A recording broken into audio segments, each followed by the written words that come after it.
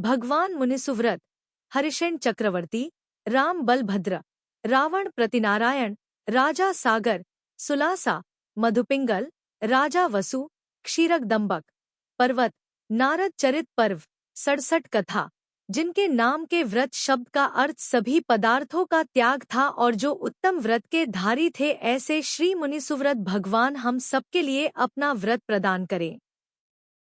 भगवान मुनिसुव्रतनाथ इस भव से पूर्व तीसरे भव में इसी भरतक क्षेत्र के अंग देश के चंपापुर नगर में हरिवर्मा नाम के राजा थे। किसी एक दिन वहां के उद्यान में अनंतवीर्य नाम के निर्ग्रंथ मुनिराज पधारे। उनकी वंदना करने की इच्छा से राजा हरिवर्मा अपने समस्त परिवार के साथ पूजा की सामग्री लेकर उनके पास गए। वहां उन्होंने उक्त मुनिराज की 3 प्रदक्षिणाएं दीं, 3 बार पूजा की, 3 बार वंदना की और तदंतर सनातन धर्म का स्वरूप पूछा। मुनिराज ने कहा कि यह जीव संसारी और मुक्त के भेद से 2 प्रकार का है।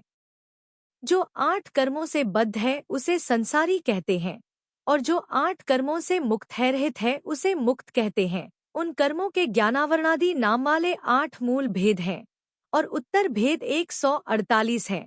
प्रकृति आदि के भेद से बंध के 4 भेद हैं और मिथ्यात्व, अविरति, कषाय तथा योग के भेद से प्रत्यय कर्म बंध का कारण भी 4 प्रकार का जिनेंद्र भगवान ने कहा है। उदय, उपशम, क्षय और क्षयोपशम के भेद से कर्मों की अवस्था 4 प्रकार की होती है तथा द्रव्य, क्षेत्र, काल, भव और भाव की अपेक्षा संसार 5 प्रकार का कहा गया है। गुप्ति आदि के द्वारा उन कर्मों का संवर होता है तथा तप के द्वारा संवर और निर्जरा दोनों होते हैं। चतुर्थ शुक्ल ध्यान के द्वारा मोक्ष होता है और मोक्ष होने से यह जीव सिद्ध कहलाने लगता है। संपूर्ण कर्मों का क्षय हो जाना मोक्ष कहलाता है और एक देश क्षय होना निर्जरा कही जाती है। मुक्त जीव का जो सुख है वह अतुल्य, अंतराय से रहित एवं आत्यंतिकंतातीत होता है। इस प्रकार अपने वचन रूपी किरणों की जाल से भव्य जीव रूपी कमलों को विकसित करने वाले भगवान अनंतवीर्य मुनिराज ने राजा हरिवर्मा को तत्व उपदेश दिया। राजा हरिवर्मा भी मुनिराज के द्वारा कहे हुए तत्व के सद्भाव को ठीक ठीक समझकर संसार से विरक्त हो गए। उन्होंने अपना राज्य बड़े पुत्र के लिए देकर बाह्याभ्यंतर के भेद से दोनों प्रकार के परिग्रह का त्याग कर दिया और शीघ्र ही स्वर्ग अथवा मोक्ष जाने वाले राजाओं के साथ संयम धारण कर लिया। उन्होंने गुरु के समागम से 11 अंगों का अध्ययन किया और दर्शन, विशुद्धि आदि भावनाओं का चिंतन कर तीर्थंकर गोत्र का बंध किया। इस तरह चिरकाल तक तप कर आयु के अंत में समाधिमरण के द्वारा, जिसके आगे चलकर 5 कल्याणक होने वाले हैं, ऐसा प्राणत स्वर्ग का इंद्र हुआ। वहां 20 सागर प्रमाण उसकी आयु थी। शुक्ल लेशा थी, 3.5 हाथ ऊंचा शरीर था। वह 10 माह में एक बार श्वास लेता था, 20,000 वर्ष में एक बार आहार ग्रहण करता था, मन संबंधी थोड़ा सो काम भोग करता था और 8 रिद्धियों से सहित था। 5वीं पृथ्वी तक उसके अवधिज्ञान का विषय था और उतनी ही दूर तक उसकी दीप्ति तथा शक्ति आदि का संचार था। इस प्रकार वह वहां चिरकाल तक सुख का उपभोग करता रहा। जब उसकी आयु 6 माह की बाकी रह गई और वह वहां पृथ्वी तल पर आने वाला हुआ, तब उसके जन्मगृह के आंगन की देवों ने रत्नवृष्टि के द्वारा पूजा की। इसी भरतक क्षेत्र के मगधेश में एक राजगृह नाम का नगर है। उसमें हरिवंश का शिरोमणि सुमित्र नाम का राजा राज्य करता था। वह काश्यप गोत्री था। उसकी रानी का नाम सोमा था। देवों ने उसकी पूजा की थी। तदंतर श्रावण कृष्ण द्वितीया के दिन श्रवण नक्षत्र में जब पूर्वोक्त प्राणा केंद्र स्वर्ग से अवतार लेने के सन्मुख हुआ, तब रानी सोमा ने इष्ट अर्थ को सूचित करने वाले 16 स्वप्न देखे और उनके बाद ही अपने मुंह में प्रवेश करता हुआ एक प्रभाववान हाथी देखा। इसी हर्ष से वह जाग उठी और शुद्ध वेश को धारण कर राजा के पास गई। वहां फल सुनने की इच्छा से उसने राजा को सब स्वप्न सुनाए। अवधिज्ञानी राजा ने बतलाया कि तुम्हारे 3 जगत के स्वामी जिनेंद्र भगवान का जन्म होगा। राजा के वचन सुनते ही रानी का हृदय तथा मुखकमल खिल उठा। उसी समय देवों ने आकर उसका अभिषेकोत्सव किया। स्वर्गीय सुख प्रदान करने वाले देवोपनीत भोगोपभोगों से उसका समय आनंद से बीतने लगा। अनुक्रम से 9वां माह पाकर उसने सुख से उत्तम बालक उत्पन्न किया। श्री मल्लिनाथ तीर्थंकर के बाद जब 54 लाख वर्ष बीत चुके तब इनका जन्म हुआ था। इनकी आयु भी इसी में शामिल थी। जन्म समय में आए हुए एवं अपनी प्रभा से समस्त दिग्मंडल को व्याप्त करने वाले इंद्रों ने सुमेरु पर्वत पर ले जाकर उनका जन्माभिषेक किया और मुनिसुव्रतनाथ यह नाम रखा। उनकी आयु 30,000 वर्ष की थी। शरीर की ऊंचाई 20 धनुष की थी। कांति मयूर के कंठ के समान नीली थी और स्वयं वे समस्त लक्षणों से संपन्न थे। कुमार काल के 7,500 वर्ष बीत जाने पर वे राज्याभिषेक पाकर आनंद की परंपरा को प्राप्त हुए थे। इस प्रकार जब उनके 15,000 वर्ष बीत गए तब किसी दिन गर्जती हुई घनघटा के समय उनके यागस्थी ने वन का स्मरण कर ग्रास उठाना छोड़ दिया, खाना पीना बंद कर दिया। महाराज मुनिसुव्रतनाथ अपने अवधिज्ञान रूपी नेत्र के द्वारा देखकर उस हाथी के मन की सब बात जान गए। वे कुतूहल से भरे हुए मनुष्यों के सामने हाथी के पूर्वभव से संबंध रखने वाला वृत्तांत उच्च एवं मनोहर वाणी से इस प्रकार कहने लगे। पूर्व भव में यह हाथी तालपुर नगर का स्वामी नरपति नाम का राजा था। वहां अपने उच्च कुल के अभिमान आदि खोटी खोटी लेशाओं से इसका चित्त सदा घिरा रहता था। वह पात्र और अपात्र की विशेषता से अनभिज्ञ था, मिथ्या ज्ञान से सदा मोहित रहता था। वहां इसने किमिच्छक दान दिया था, उसके फल से यह हाथी हुआ है। यह हाथी इस समय न तो अपने पहले अज्ञान का स्मरण कर रहा है, न पूज्य संपदा से युक्त राज्य का ध्यान कर रहा है और न कुदान की निष्फलता का विचार कर रहा है। भगवान के वचन सुनने से उस उत्तम हाथी को अपने पूर्व भव का स्मरण हो आया, इसलिए उसने शीघ्र ही संयम धारण कर लिया। इसी कारण से भगवान मल्लिनाथ को आत्मज्ञान उत्पन्न हो गया, जिससे वे समस्त परिग्रहों का त्याग करने के लिए सम्मुख हो गए। उसी समय लौकांतिक देवों ने आकर उनकी स्तुति की तथा उनके विचारों का समर्थन किया। उन्होंने युवराज विजय के लिए अपना राज्य देकर देवों के द्वारा दीक्षा कल्याणक का महोत्सव प्राप्त किया। जिनकी कीर्ति प्रसिद्ध है, जिनका मोहकर्म दूर हो रहा है और मनुष्य विद्याधर तथा देव जिन्हें ले जा रहे हैं, ऐसे वे भगवान अपराजित नाम की विशाल पालकी पर सवार हुए। नील नामक वन में जाकर उन्होंने वेला के उपवास का नियम लिया और वैशाख कृष्ण दशमी के दिन श्रवण नक्षत्र में सायंकाल के समय 1000 राजाओं के साथ संयम धारण कर लिया। शाश्वत पदमोक्ष प्राप्त करने की इच्छा करने वाले सौधर्म इंद्र ने सर्वदर्शी भगवान मल्लिनाथ के बालों का समूह पंचम सागर क्षीर सागर भेज दिया। दीक्षा लेते ही उन्हें मन पर्य ज्ञान उत्पन्न हो गया और इस तरह उन्होंने दीर्घकाल तक शुद्ध तथा निर्मल तप किया। यद्यपि वे संभाव से ही तृप्त रहते थे, तथापि किसी दिन पारणा के समय राजगृह नगर में गए। वहां सुवर्ण के समान कांति वाले वृषभसेन नामक राजा ने उन्हें प्रासुक आहार देकर पंचाश्चर्य प्राप्त किए। इस प्रकार तपश्चरण करते हुए जब छद्मस्त अवस्था के 11 माह बीत चुके तब वे अपने दीक्षा लेने के लिए वन में पहुंचे। वहां उन्होंने चंपक वृक्ष के नीचे स्थित होकर 2 दिन के उपवास का नियम लिया और दीक्षा लेने के मास पक्ष नक्षत्र तथा तिथि में ही अर्थात वैशाख कृष्ण नवमी के दिन श्रवण नक्षत्र में शाम के समय उत्तम ध्यान के द्वारा केवल ज्ञान उत्पन्न कर लिया। उसी समय इंद्रों ने आकर बड़े हर्ष से ज्ञान कल्याणक का उत्सव किया और मानस्तंभ आदि की रचना तथा अनेक रिद्धियों संपदाओं से विभूषित समवसरण की रचना की। उन परमेष्ठी के मल्ली को आदि लेकर 18 गंधर्व थे, 500 द्वादशांग के जानने वाले थे, सज्जनों के द्वारा वंदना करने के योग्य 21,000 शिक्षक थे, 1,800 अवधिज्ञानी थे, इतने ही केवल ज्ञानी थे, 2,200 विक्रिया रिद्धि के धारक थे, 1,500 मन पर्यज्ञानी थे और 1,200 वादी थे।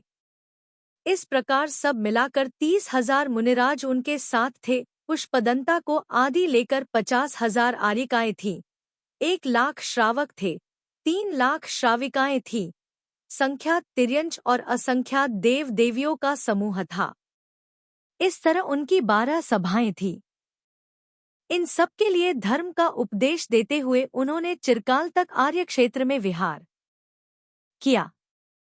विहार करते करते जब उनकी आयु 1 माह की बाकी रह गई तब सम्मेद शिखर पर जाकर उन्होंने 1000 मुनियों के साथ प्रतिमायोग धारण कर लिया और फाल्गुन कृष्ण द्वादशी के दिन रात्रि के पिछले भाग में शरीर छोड़कर मोक्ष प्राप्त कर लिया। उसी समय श्रेष्ठ देवों के समूह ने आकर पंचम कल्याणक की पूजा की, बड़े वैभव के साथ वंदना की और तदंतर सब देव यथास्थान चले गए।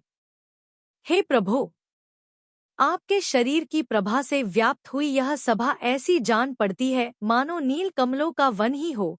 अनद्यगत अंधकार को नष्ट करने वाले आपके वचन सूर्य से उत्पन्न दीप्ति को पराजित करते हैं।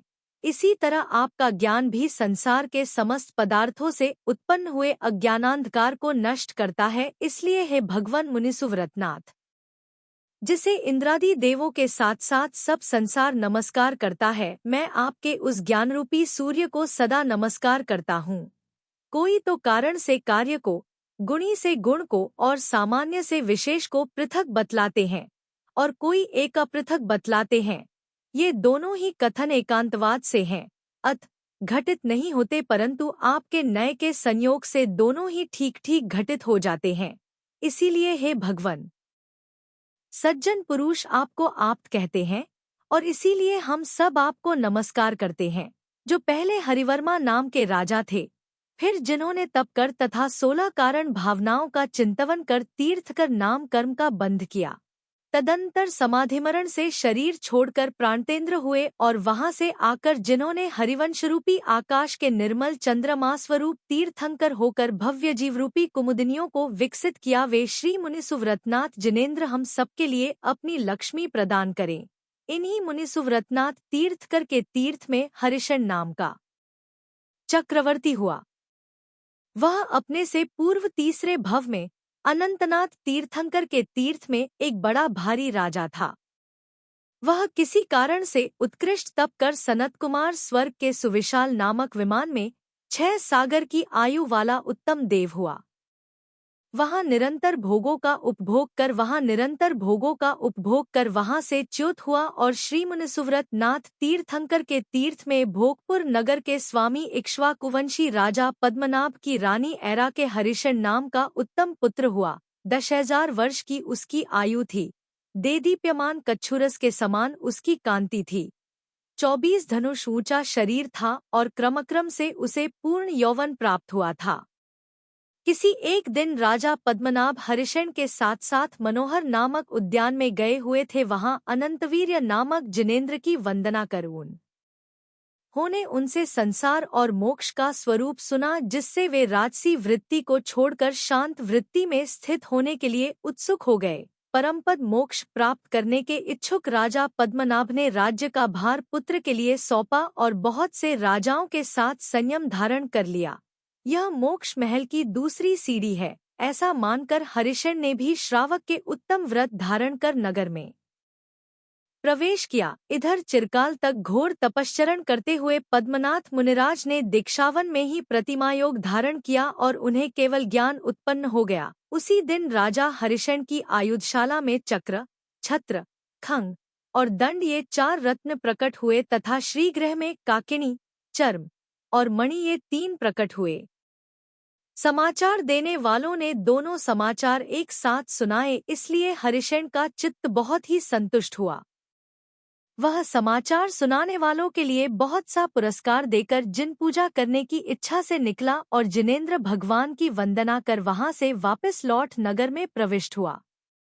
वहां चक्ररत्न की पूजा कर वह दिग्विजय करने के लिए उद्यत हुआ ही था कि उसी समय उसी नगर में पुरोहित, गृहपति, स्थपति और सेनापति ये 4 रत्न हुए तथा विद्याधर लोग विजयार्थ पर्वत से हाथी, घोड़ा और कन्या रत्न ले आए। गणबद्ध नाम के देव नदी मुखों नदियों के गिरने के स्थानों में उत्पन्न हुई 9 बड़ी बड़ी निधियां भक्ति पूर्वक स्वयं ले आए। उसने 6 प्रकार की प्रशंसनीय सेना के साथ प्रस्थान किया, दिशाओं को जीतकर उनके सारभूत रत्न ग्रहण किए, सब पर विजय प्राप्त की और अंत में देव, मनुष्य तथा विद्याधर राजाओं के द्वारा सेवित होते हुए उसने अपनी राजधानी में प्रवेश किया।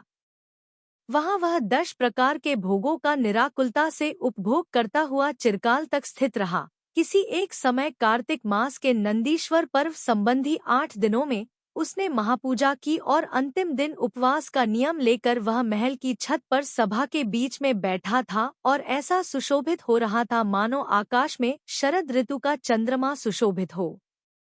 वहीं बैठे बैठे उसने देखा कि चंद्रमा को राहु ने ग्रस लिया है। यह देख वह विचार करने लगा कि संसार की इस अवस्था को धिक्कार हो। देखो, यह चंद्रमा ज्योतिर्लोक का मुख्य नायक है, पूर्ण है और अपने परिवार से घिरा हुआ है, फिर भी राहु ने इसे ग्रस लिया। जब इसकी यह दशा है तब जिसका कोई उल्लंघन नहीं कर सकता, ऐसा समय आने पर दूसरों की क्या दशा होती होगी। इस प्रकार चंद्रग्रहण देखकर चक्रवर्ती हरिशेन को वैराग्य उत्पन्न हो गया। उसने अनुप्रेक्षाओं के स्वरूप का वर्णन करते हुए अपनी सभा में स्थित लोगों को श्रेष्ठ धर्म का स्वरूप बतलाया और शीघ्र ही उन्हें तत्वार्थ का ज्ञाता बना दिया। सत्पुरुषों के द्वारा पूजनीय हरिशेन ने अपने महासेन नामक पुत्र के लिए राज्य दिया, मनोवांछित पदार्थ देकर दीननाथ तथा याचकों को संतुष्ट किया।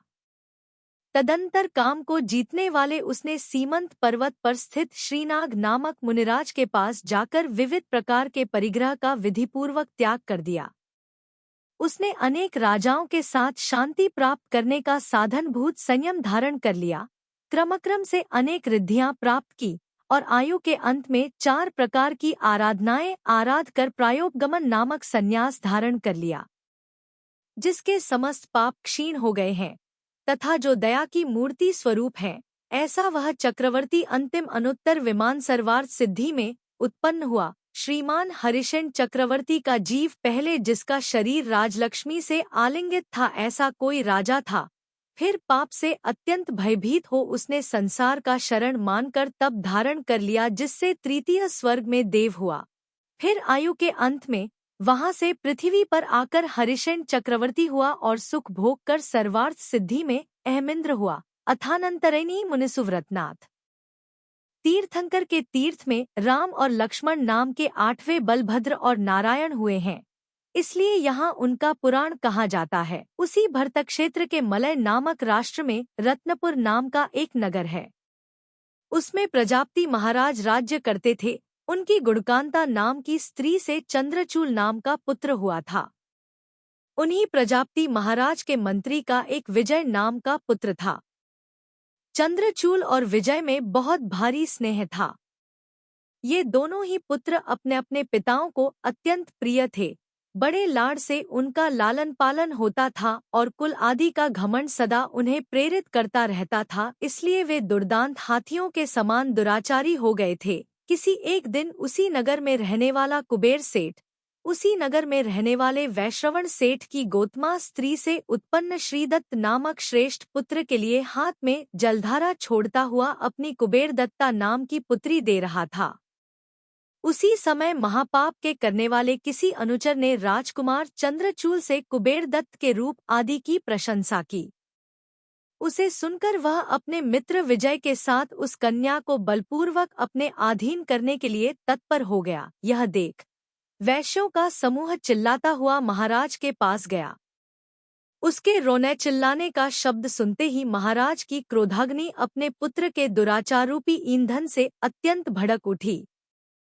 उन्होंने नगर के रक्षक को बुलाकर आज्ञा दी कि इस दुराचारी कुमार को शीघ्र ही लोकांतर का अतिथि बना दो, मार डालो। उसी समय राजाज्ञा से प्रेरित हुआ नगररक्षक बहुत भारी भीड़ में से इस राजकुमार को जीवित पकड़कर महाराज के समीप ले आया। यह देख राजा ने विचार किया कि इस पापी को शीघ्र ही किस प्रकार मारा जाए।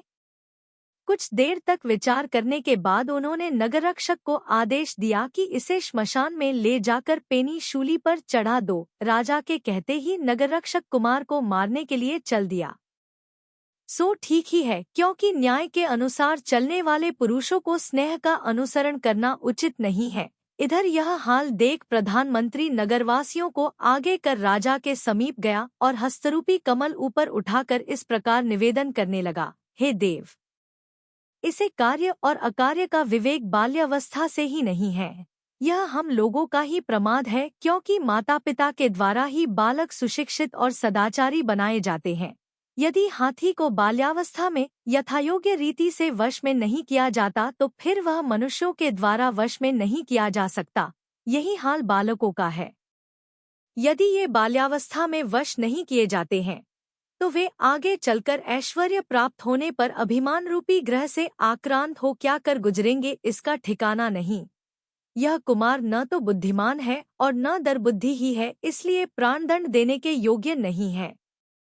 अभी यह आहार्य बुद्धि है, इसकी बुद्धि बदली जा सकती है, इस समय इसे अच्छी तरह शिक्षा देना चाहिए। कुमार पर आपका कोप तो है नहीं, आप तो न्यायमार्ग पर ले जाने के लिए ही इसे दंड देना चाहते हैं, परंतु आपको इस बात का भी ध्यान रखना चाहिए कि राज्य की संतति धारण करने के लिए यह एक ही है, आपका यही एकमात्र पुत्र है। यदि आप इस एक ही संतान को नष्ट कर देंगे तो कुछ करना चाहते थे और कुछ हो गया, यह लोकोक्ति आज ही आपके सिर आ पड़ेगी। दूसरी बात यह है कि इन लोगों के रोने चिल्लाने से महाराज ने अपने बड़े पुत्र को मार डाला। इस निंदा के भय से ग्रस्त हुए ये अभी नगरवासी आपके सामने खड़े हुए हैं, इसलिए हे महाराज, हम प्रार्थना करते हैं कि हम लोगों का यह अपराध क्षमा कर दिया जाए।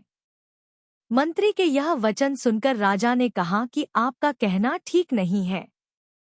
ऐसा जान पड़ता है कि आप लोग शास्त्र के पारगामी होकर भी उसका अर्थ नहीं जानते हैं। दुष्टों का निग्रह करना और सज्जनों का पालन करना यह राजाओं का धर्म नीतिशास्त्रों में बतलाया गया है। स्नेह, मोह, आसक्ति तथा भय आदि कारणों से यदि हम ही इस नीतिमार्ग का उल्लंघन करते हैं तो आप लोग उसकी प्रवृत्ति करने लग जावेंगे। इसलिए आप लोगों का मुझे उन्मार्ग में लगाना अच्छा नहीं है। यदि अपना दाहिना हाथ भी दुष्ट दोषपूर्ण हो जाए तो राजा को उसे भी काट डालना चाहिए। जो मूर्ख राजा करने योग्य और नहीं करने योग्य कार्यों के विवेक से दूर रहता है वह सांख्य मत में माने हुए पुरुष के समान है। उससे इस लोक और परलोक संबंधी कोई भी कार्य सिद्ध नहीं हो सकता, इसलिए इस कार्य में मुझे रोकना ठीक नहीं है। महाराज के इस प्रकार कहने पर लोगों ने समझा कि महाराज सब बात स्वयं जानते हैं। ऐसा समझ सब लोग भय से अपने अपने घर चले गए। पुत्र पर महाराज का प्रेम नहीं है ऐसा नहीं है ऐसा जानते हुए मंत्री ने राजा से कहा कि हे देव, मैं इसे दंड स्वयं दूंगा। इस प्रकार राजा की आज्ञा लेकर मंत्री भी चला गया। वह अपने पुत्र और राजपुत्र को साथ लेकर वनगिरी नाम के पर्वत पर गया और वहां जाकर कुमार से कहने लगा कि हे कुमार, अब अवश्य ही आपका मरण समीप आ गया है, क्या आप निर्भय हो मरने के लिए तैयार हैं? उत्तर में राजकुमार ने कहा कि यदि मैं मृत्यु से इस प्रकार डरता तो ऐसा कार्य ही क्यों करता। जिस प्रकार प्यास से पीड़ित मनुष्य के लिए ठंडा पानी अच्छा लगता है, उसी प्रकार मुझे मरण अच्छा लग रहा है, इसमें भय की कौन सी बात है। इस तरह कुमार की बात सुनकर मुख्यमंत्री ने महाराज, राजकुमार और स्वयं अपने दोनों लोगों का हित करने वाला कोई कार्य निश्चय किया। तदंतर मंत्री ने उसी पर्वत की शिखा पर जाकर महाबल नाम के गंधर्व की वंदना की और उन्हें अपने आने का सब कार्य भी निवेदन किया। मन पर्याय ज्ञानरूपी नेत्र को धारण करने वाले उन गंधर्व महाराज ने कहा कि तुम भयभीत मत हो, ये दोनों ही तीसरे भव में इस भरतक क्षेत्र के नारायण और बलभद्र होने वाले हैं। यह सुनकर मंत्री उन्हें बड़ी प्रसन्नता से घर ले आया और धर्म श्रवण कराकर उसने उन दोनों को संयम धारण करा दिया। तदंतर वह मंत्री राजा के समीप आया और यह कहने लगा कि कोई एक वनवासी गुहा में रहता था। वह सिंह के समान निर्भय था, उसने अपने सुखों का अनादर कर दिया था। वह अपने कार्यों में अत्यंत तीव्र था और उग्रचेष्टा का धारक था। मैंने वे दोनों ही कुमार उसके लिए सौंप दिए। उस गुहावासी ने भी उनसे कहा कि आप दोनों ने बहुत भारी दोष किया है, अब आप लोग सुख का स्मरण न करें, अब तो आपको कठिन दुख भोगना पड़ेगा। परलोक के निमित्त हृदय में इष्ट देवता का स्मरण करना चाहिए। यह सुनकर उन दोनों ने मुझसे कहा कि हे भद्र, आप हम दोनों के लिए कष्टकर दंड न दीजिए, यह कार्य तो हम दोनों स्वयं कर रहे हैं, अर्थात स्वयं ही दंड लेने के लिए तत्पर हैं। यह कह वे दोनों अपने हाथ से उत्पादित तीव्र वेदना प्राप्त कर परलोक के लिए तैयार हो गए।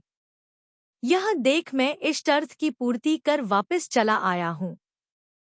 हे राजन, इस तरह आपका अभिप्राय सिद्ध हो गया। मंत्री के वचन सुनकर राजा महादुख से व्यग्र हो गया और कुछ देर तक हवारहित स्थान में निष्पन्द खड़े हुए वृक्ष के समान निश्चय बैठा रहा। तदंतर राजा ने अपने आप मंत्रियों तथा बंधुजनों के साथ निश्चय किया और तत्पश्चात मंत्री से कहा कि तुम्हें सदा हितकारी कार्य करना चाहिए। आज जो तुमने कार्य किया है वह पहले कभी भी तुम्हारे द्वारा नहीं किया गया। मंत्री ने कहा कि जिस प्रकार जो किरणों का समूह अतीत हो चुका है और जो फूल सांप वाले वृक्ष पर लगालगा सूख जाता है, उसके विषय में शोक करना उचित नहीं होता है, उसी प्रकार यह कार्य भी अब कालातिपाती अतीत हो चुका है। अब आपको इसके विषय में शोक नहीं करना चाहिए।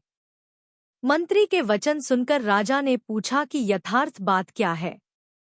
तदंतर राजा का अभिप्राय जानने वाला मंत्री बोला कि वनगिरी पर्वत की गुफाओं और सघन वनों में बहुत से यतिमुनि रहते हैं।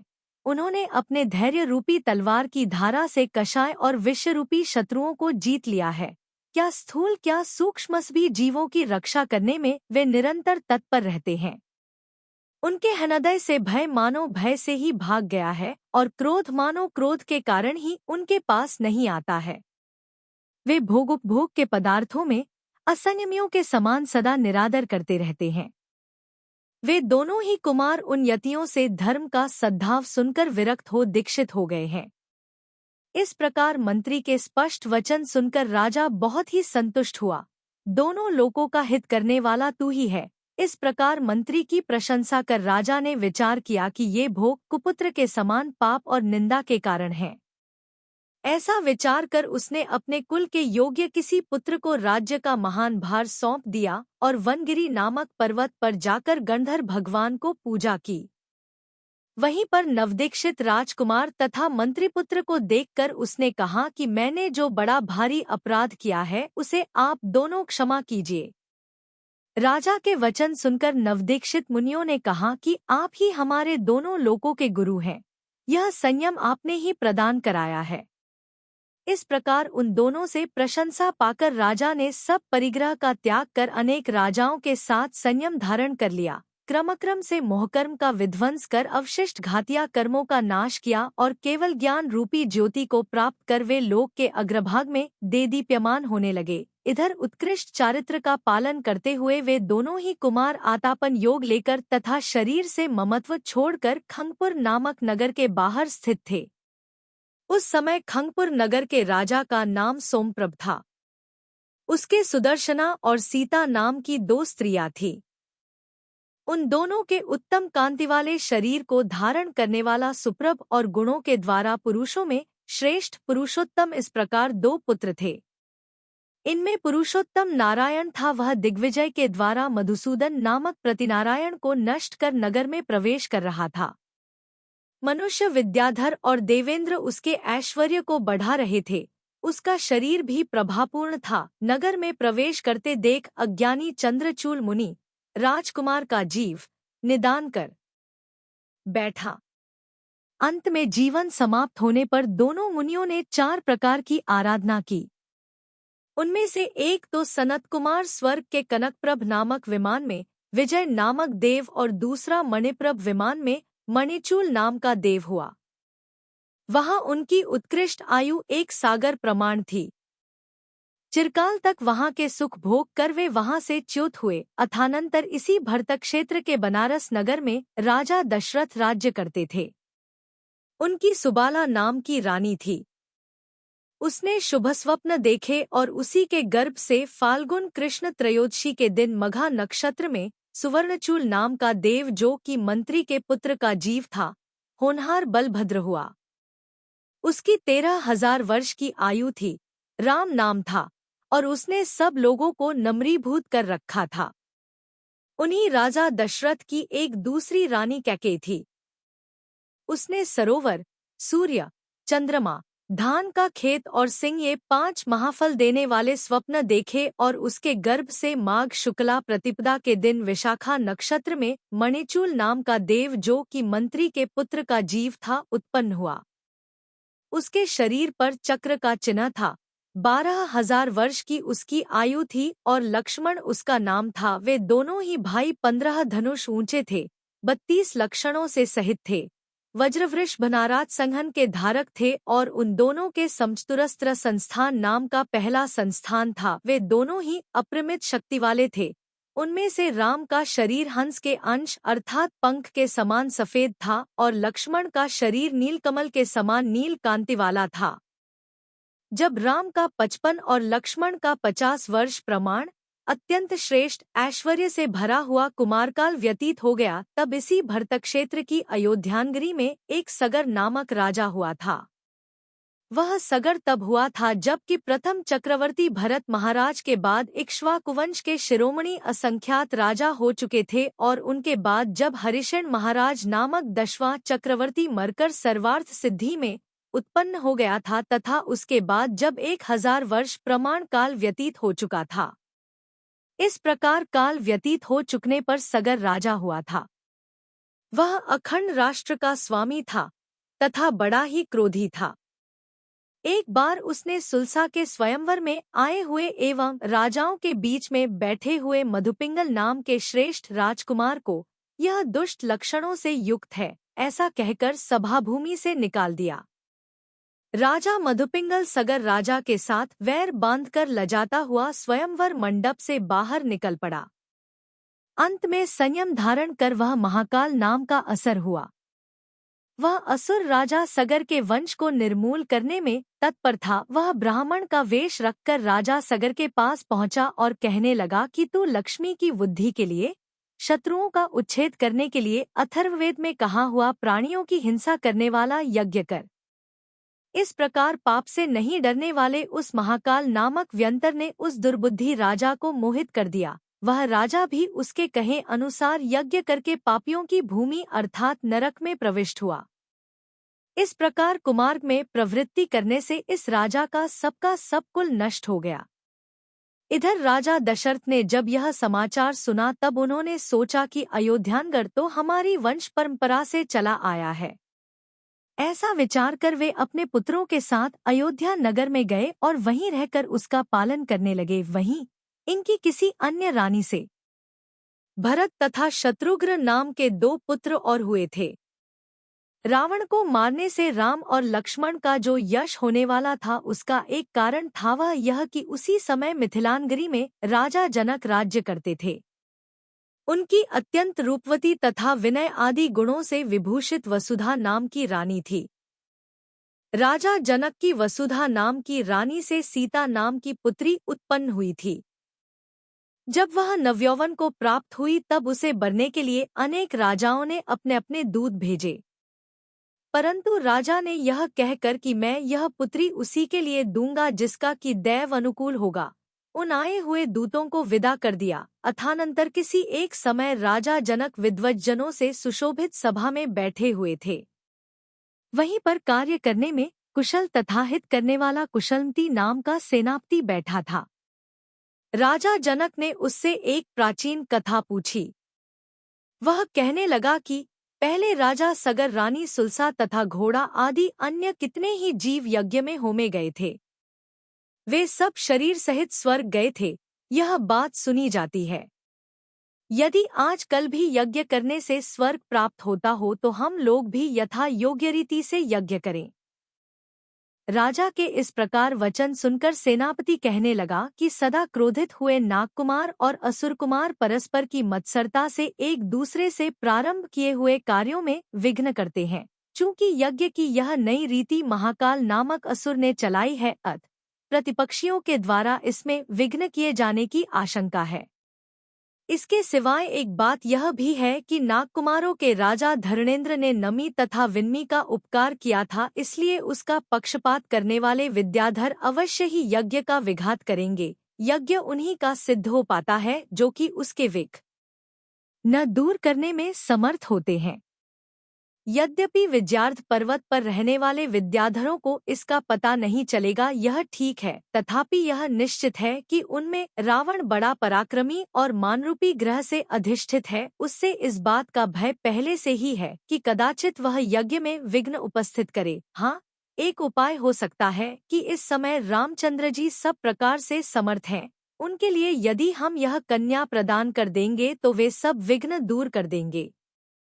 इस प्रकार सेनापति के वचनों की सभा में बैठे हुए सब लोगों ने प्रशंसा की। राजा जनक के साथ ही साथ सब लोगों ने इस कार्य का निश्चय कर लिया और राजा जनक ने उसी समय सत्पुरुष राजा दशरथ के पास पत्र तथा भेंट के साथ एक दूत भेजा तथा उससे निम्न संदेश कहलाया। आप मेरी यज्ञ की रक्षा के लिए शीघ्र ही राम तथा लक्ष्मण को भेजिए। यहाँ राम के लिए सीता नामक कन्या दी जावेगी। राम लक्ष्मण के सिवाय अन्य राज्यपुत्रों को बुलाने के लिए भी अन्य अन्य दूत भेजे। अयोध्या के स्वामी राजा दशरथ ने भी पत्र में लिखा अर्थ समझा, दूत का कहा समाचार सुना और इस सब का प्रयोजन निश्चित करने के लिए मंत्री से पूछा। उन्होंने राजा जनक का कहा हुआ सब मंत्रियों को सुनाया और पूछा कि क्या कार्य करना चाहिए। इसके उत्तर में आगमसार मंत्री निम्नांकित अशुभ वचन कहने लगा कि यज्ञ के निर्विघ्न समाप्त होने पर दोनों लोकों में उत्पन्न होने वाला हित होगा और उससे इन दोनों कुमारों की उत्तम गति होगी। आगमसार के वचन समाप्त होने पर उसके कहे हुए का निश्चय कर अतिशम्ति नाम का श्रेष्ठ मंत्री कहने लगा कि यज्ञ करना धर्म है, यह वचन प्रमाण कोटि को प्राप्त नहीं है, इसीलिए बुद्धिमान पुरुष इस कार्य में प्रवृत्त नहीं होते हैं। वचन की प्रमाणता वक्ता की प्रमाणता से होती है। जिनमें समस्त प्राणियों की हिंसा का निरूपण है, ऐसे यज्ञ प्रवर्तक आगम का उपदेश करने वाले विरुद्धवादी मनुष्य के वचन पागल पुरुष के वचन के समान प्रामाणिक कैसे हो सकते हैं। यदि वेद का निरूपण करने वाले परस्पर विरुद्धभाषी न हो तो उसमें एक जगह हिंसा का विधान और दूसरी जगह उसका निषेध, ऐसे दोनों प्रकार के वाक्य क्यों मिलते। कदाचित यह कहो कि वेद स्वयंभू है, अपने आप बना हुआ है, परस्पर विरोध होने पर भी दोष नहीं है। तो यह कहना ठीक नहीं है, क्योंकि आपसे यह पूछा जा सकता है कि स्वयंभूपना कैसा है, इसका क्या अर्थ है। यह तो कहिए। यदि बुद्धिमान मनुष्य रूपी कारण के हलन चलन रूपी संबंध से निरपेक्ष रहना, अर्थात किसी भी बुद्धिमान मनुष्य के हलन चलन रूपी व्यापार के बिना ही वेद रचा गया है, स्वयंभू है। स्वयंभूपन का उक्त अर्थ यदि आप लेते हैं तो मेघों की गर्जना और मेंढकों की टरटर, इनमें भी स्वयंभूपन आ जावेगा, क्योंकि ये सब भी तो अपने आप ही उत्पन्न होते हैं। इसलिए आगम वही है, शास्त्र वही है जो सर्वज्ञ के द्वारा कहा हुआ हो, समस्त प्राणियों का हित करने वाला हो और सब दोषों से रहित हो।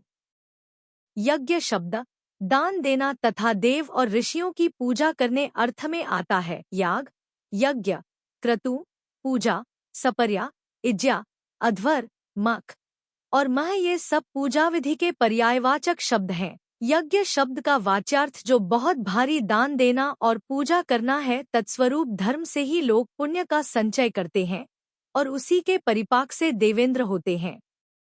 इसलिए ही लोक और शास्त्रों में इंद्र के शतक्रतु, शतमख और शताध्वर आदि नाम प्रसिद्ध हुए हैं तथा सब जगह सुनाई देते हैं।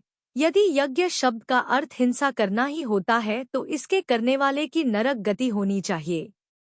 यदि ऐसा हिंसक भी स्वर्ग चला जाता है तो फिर जो हिंसा नहीं करते हैं उनकी अधोक्ति होना चाहिए, उन्हें नरक जाना चाहिए। कदाचित आपका यह अभिप्राय हो कि यज्ञ में जिसकी हिंसा की जाती है उसके शरीर का दान किया जाता है, अर्थात सबको वितरण किया जाता है और उसे मारकर देवों की पूजा की जाती है। इस तरह यज्ञ शब्द का अर्थ जो दान देना और पूजा करना है उसकी सार्थकता हो जाती है। तो आपका यह अभिप्राय ठीक नहीं है, क्योंकि इस तरह दान और पूजा का जो अर्थ आपने किया है वह आपके ही घर मान्य होगा, सर्वत्र नहीं। यदि यज्ञ शब्द का अर्थ हिंसा ही है तो फिर धातुपाठ में जहाँ धातुओं के अर्थ बतलाए हैं वहाँ यजधातु का अर्थ हिंसा क्यों नहीं बतलाया। वहाँ तो मात्र यज देव पूजा संगतिकरण दानेशु, अर्थात यज धातु देव पूजा, संगतिकरण और दान देना इतने अर्थों में आती है, यही बतलाया है। इसलिए यज्ञ शब्द का अर्थ नहीं है तो आर्य पुरुष प्राणी हिंसा से भरा हुआ यज्ञ क्यों करते हैं। तो आपका यह कहना अशिक्षित अथवा मूर्ख का लक्षण है, चिन्ह है, क्योंकि आर्य और अनार्य के भेद से यज्ञ दो प्रकार का माना जाता है। इस कर्म भूमिरूपी जगत के आदि में होने वाले परमब्रह्म श्री वृषभदेव तीर्थंकर के द्वारा कहे हुए वेद में, जिसमें कि जीवादि 6 द्रव्यों के भेद का यथार्थ उपदेश दिया गया है। क्रोधाग्नि, कामाग्नि और उद्राग्नि, ये 3 अग्नियां बतलाई गई है। इनमें क्षमा, वैराग्य और अनशन की आहुतियां देने वाले जो ऋषि, यति, मुनि और अंगार रूपी श्रेष्ठ द्विज वन में निवास करते हैं, वे आत्मयज्ञ कर इष्ट अर्थ को देने वाली अष्टम पृथ्वी मोक्ष स्थान को प्राप्त होते हैं। इसके सिवाय तीर्थकर, गंधर तथा अन्य केवलियों के उत्तम शरीर के संस्कार से पूज्य एवं अग्निकुमार इंद्र के मुकुट से उत्पन्न हुई 3 अग्नियां हैं। उनमें अत्यंत भक्त तथा दान आदि उत्तमोत्तम क्रियाओं को करने वाले तपस्वी, गृहस्थ, परमात्म पद को प्राप्त हुए अपने पिता तथा प्रपितामह को उद देश कर ऋषि प्रणीत वेद में कहे मंत्रों का उच्चारण करते हुए जो अक्षत, गंध, फल आदि के द्वारा आहुति दी जाती है, वह दूसरा आर्ष यज्ञ कहलाता है। जो निरंतर यह यज्ञ करते हैं, वे इंद्र, सामानिक आदि माननीय पदों पर अधिष्ठित होकर लोकांतिक नामक देव ब्राह्मण होते हैं और अंत में समस्त पापों को नष्ट कर मोक्ष प्राप्त करते हैं। दूसरा श्रुतज्ञान रूपी वेद सामान्य की अपेक्षा सदा विद्यमान रहता है।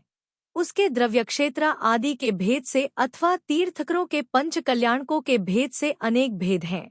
उन सबके समय जो श्री जिनेन्द्र देव का यज्ञ अर्थात पूजन करते हैं, वे पुण्य का संचय करते हैं और उसका फल भोगकर क्रमक्रम से सिद्ध अवस्थामोक्ष प्राप्त करते हैं। इस प्रकार ऋषियों ने यह यज्ञ मुनि और गृहस्थ के आश्रय से 2 प्रकार का निरूपण किया है। इनमें से पहला मोक्ष का साक्षात कारण है और दूसरा परंपरा से मोक्ष का कारण है। इस प्रकार यह देवयज्ञ की विधि परंपरा से चली आई है। यही दोनों लोकों का हित करने वाली है और यही निरंतर विद्यमान रहती है। किंतु श्री मुनिसुव्रतनाथ तीर्थंकर के तीर्थ में सगर राजा से द्वेष रखने वाला एक महाकाल नाम का असुर हुआ। उसी अज्ञानी ने इस हिंसा यज्ञ का उपदेश दिया है। महाकाल ने ऐसा क्यों किया? यदि यह जानने की इच्छा है तो सुन लीजिए। इसी भरतक्षेत्र में चारणयुगल नाम का नगर है। उसमें सुयोधन नाम का राजा राज्य करता था। उसकी पट्टरानी का नाम अतिथि था। इन दोनों के सुलसा नाम की पुत्री थी। उसके स्वयंवर के लिए दूतों के कहने से अनेक राजाओं का समूह चारणयुगल नगर में आया था। अयोध्या का राजा सगर भी उस स्वयंवर में जाने के लिए उद्यत था, परंतु उसके बालों के समूह में एक बाल सफेद था। तेल लगाने वाले सेवक से उसे विदित हुआ कि यह बहुत पुराना है। यह जानकर वह स्वयंवर में जाने से विमुख हो गया। उसे निर्वेद वैराग्य हुआ। राजा सगर की एक मंदोदरी नाम की धाय थी जो बहुत ही चतुर थी। उसने सगर के पास जाकर कहा कि यह सफेद बाल नया है और तुम्हें किसी पवित्र वस्तु का लाभ होगा, यह कह रहा है। उसी समय विश्वभू नाम का मंत्री भी वहां आ गया और कहने लगा कि यह सुलसा अन्य राजाओं से विमुख होकर जिस तरह आपको ही चाहेगी उसी तरह मैं कुशलता से सब व्यवस्था कर दूंगा। मंत्री के वचन सुनने से राजा सगर बहुत ही प्रसन्न हुआ। वह चतुरंग सेना के साथ राजा सुयोधन के नगर की ओर चल दिया और कुछ दिनों में वहां पहुंच भी गया। सगर की मंदोदरी धाय उसके साथ आई थी। उसने सुलसा के पास जाकर राजा सगर के कुल, रूप, सौंदर्य, पराक्रम, न्याय, विनय, विभव, बंधु, संपत्ति तथा योग्य वर में जो अन्य प्रशंसनीय गुण होते हैं, उन सब का व्याख्यान किया। यह सब जानकर राजकुमारी सुलसा राजा सगर में आसक्त हो गई। जब सुलसा की माता अतिथि को इस बात का पता चला तब उसने युक्तिपूर्ण वचनों से राजा सगर की बहुत निंदा की और कहा कि सुरम्य देश के पोदनपुर नगर का राजा बाहुबली के वंश में होने वाले राजाओं में श्रेष्ठ तृणपिंगल नाम का मेरा भाई है। उसकी रानी का नाम सर्वैषा है। उन दोनों के मधुपिंगल नाम का पुत्र है जो वर के योग्य समस्त गुणों से गणनीय है, प्रशंसनीय है और नई अवस्था में विद्यमान है। आज तुझे मेरी अपेक्षा से ही उसे वरमाला डालकर सम्मानित करना चाहिए। सौत का दुख देने वाले अयोध्यापति राजा सगर से तुझे प्रयोजन है। माता अतिथि ने यह वचन कहे जिन्हें सुलसा ने भी उसके आग्रहवश ग्रहण कर लिया। उसी समय से अतिथि देवी ने किसी उपाय से कन्या के समीप मंदोदरी का आना जाना आदि बिल्कुल रोक दिया। मंदोदरी ने अपने प्रकृत कार्य की रुकावट राजा सगर से कही और राजा सगर ने अपने मंत्री से कहा कि हमारा जो मनोरथ है वह तुम्हें सब प्रकार से सिद्ध करना चाहिए। बुद्धिमान मंत्री ने राजा की बात स्वीकार कर स्वयंवर विधान नाम का एक ऐसा ग्रंथ बनवाया कि जिसमें वर के अच्छे और बुरे लक्षण बताए गए थे। उसने वह ग्रंथ पुस्तक के रूप में निबद्ध कर एक संदूकची में रखा और वह संदूकची उसी नगर संबंधी उद्यान के किसी वन में जमीन में छिपाकर रख दी। यह कार्य इतनी सावधानी से किया कि किसी को इसका पता भी नहीं चला। कितने ही दिन बीत जाने पर वन की पृथ्वी खोदते समय उसके हल के अग्रभाग से वह पुस्तक निकाली और कहा कि इच्छानुसार खोदते हुए मुझे यह संदूकची मिली है। यह कोई प्राचीन शास्त्र है। इस प्रकार कहता हुआ वह आश्चर्य प्रकट करने लगा, मानो कुछ जानता ही नहीं हो। उसने वह पुस्तक राजकुमारों के समूह में बंचवाई। उसमें लिखा था कि कन्या और वर के समुदाय में जिसकी आंख सफेद और पीली हो, माला के द्वारा उसका सत्कार नहीं करना चाहिए, अन्यथा कन्या की मृत्यु हो जाती है या वर मर जाता है। इसलिए पाप, डर और लज्जा वाले पुरुष को सभा में प्रवेश करना चाहिए। यदि कोई पापी प्रविष्ट भी हो जाए तो उसे निकाल देना चाहिए। मधुपिंगल में यह सब गुण विद्यमान थे। वह यह सब सुन लज्जावश वहां से बाहर चला गया और हरिशेन गुरु के पास जाकर उसने तप धारण कर लिया। यह जानकर अपनी इष्टसिद्धि होने से राजा सगर, विश्वभू मंत्री तथा कुटिल अभिप्राय वाले अन्य मनुष्य हर्ष को प्राप्त हुए। मधुपिंगल के भाई बंधुओं को तथा अन्य सज्जन मनुष्यों को उस समय दुख हुआ। देखो, स्वार्थी मनुष्य दूसरों को ठगने से उत्पन्न हुए बड़े भारी पाप को नहीं देखते हैं। इधर राजा सुयोधन ने 8 दिन तक जिनेंद्र भगवान की महापूजा की और उसके अंत में अभिषेक किया। तदंतर उत्तम कन्या सुलसा को स्नान कराया, आभूषण पहनाए और शुद्ध तिथिवार आदि के दिन अनेक उत्तम योद्धाओं से घिरी हुई उस कन्या को पुरोहित रथ में बैठाकर स्वयंवर मंडप में ले गया। वहां अनेक राजा उत्तम आसनों पर समारूढ़ थे। पुरोहित उनके कुल, जाति आदि का पृथक पृथक क्रम पूर्वक निर्देश करने लगा, परंतु सुलसा अयोध्या के राजा सगर में आसक्त थी। उन सब राजाओं को छोड़ती हुई आगे बढ़ती गई और सगर के गले में ही माला डालकर उसका शरीर माला से अलंकृत किया। इन दोनों का समागम विधाता ने ठीक ही किया है, यह कहकर वहां जो राजा ईर्ष्या रहित थे वे बहुत ही संतुष्ट हुए। विवाह की विधि समाप्त होने पर लक्ष्मी संपन्न राजा सगर सुलसा के साथ वहीं पर कुछ दिन तक सुख से रहा। तदंतर अयोध्या नगरी में जाकर भोगों का अनुभव करता हुआ सुख से रहने लगा। इधर मधुपिंगल साधु संयम धारण कर रहे थे। एक दिन वे आहार के लिए किसी नगर में गए थे। वहां कोई निमित्त ज्ञानी उनके लक्षण देखकर कहने लगा कि इस युवा के चिन्ह तो पृथ्वी का राज्य करने के योग्य हैं, परंतु यह भिक्षा भोजन करने वाला है। इससे जान पड़ता है कि इन सामुद्रिक शास्त्रों से क्या प्रयोजन सिद्ध हो सकता है, ये सब व्यर्थ हैं। इस प्रकार उस निमित्त ज्ञानी ने लक्षण शास्त्र, सामुद्रिक शास्त्र की निंदा की। उसके साथ ही दूसरा निमित्त ज्ञानी था, वह कहने लगा कि यह तो राज्य लक्ष्मी का ही उपभोग करता था, परंतु सगर राजा के मंत्री ने झूठ झूठ ही कृत्रिम शास्त्र दिखलाकर इसे दूषित ठहरा दिया और इसीलिए इसने लज्जावश तप धारण कर लिया। इसके चले जाने पर सगर ने सुलसा को स्वीकृत कर लिया। उस निमित्त ज्ञानी के वचन सुनकर मधुपिंगल मुनि क्रोधाग्नि से प्रज्वलित हो गए। मैं इस तप के फल से दूसरे जन्म में राजा सगर के समस्त वंश को निर्मूल करूंगा, ऐसा उन बुद्धिहीन मधुपिंगल मुनि ने लगा तो उसे विभंगावधि ज्ञान के द्वारा अपने पूर्वभव का सब समाचार याद आ गया। याद आते ही उस पापी का चित्त क्रोध से भर गया। मंत्री और राजा के ऊपर उसका वैर जम गया। यद्यपि उन दोनों पर उसका वैर जमा हुआ था, तथापि वह उन्हें जान से नहीं मारना चाहता था। उसके बदले वह उनसे कोई भयंकर पाप करवाना चाहता था। वह असुर इसके योग्य उपाय तथा सहायकों का विचार करता हुआ पृथ्वी पर आया, परंतु उसने इस बात का विचार नहीं किया कि इससे मुझे बहुत भारी पाप का संचय होता है। आचार्य कहते हैं कि ऐसी मूढ़ता के लिए धिक्कार हो। उधर वह अपने कार्य के योग्य उपाय और सहायकों की चिंता कर रहा था। उसके अभिप्राय को सिद्ध करने वाली दूसरी घटना घटित हुई, जो इस प्रकार है। इसी जम्बूद्वीप संबंधी भरतक क्षेत्र के धवल देश में एक स्वस्तिकावती नाम का नगर है। हरिवंश में उत्पन्न हुआ राजा विश्वावसु उसका पालन करता था। इसकी स्त्री का नाम श्रीमती था। उन दोनों के वसु नाम का पुत्र था। उसी नगर में एक क्षीरकदम्ब नाम का पूज्य ब्राह्मण रहता था। वह समस्त शास्त्रों का विद्वान था और प्रसिद्ध श्रेष्ठ अध्यापक था। उसके पास उसका लड़का पर्वत, दूसरे देश से आया हुआ नारद और राजा का पुत्र वसु, ये 3 छात्र एक साथ पढ़ते थे। ये तीनों ही छात्र विद्याओं के पार को प्राप्त हुए थे, परंतु उन तीनों में पर्वत निर्बुद्धि था। वह मोह के उदय से सदा विपरीत अर्थ ग्रहण करता था।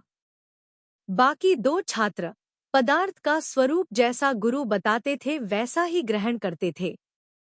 किसी एक दिन ये तीनों गुरु के कुशा आदि लाने के लिए वन में गए थे। वहां एक पर्वत की शिला पर श्रुतधर नाम के गुरु विराजमान थे।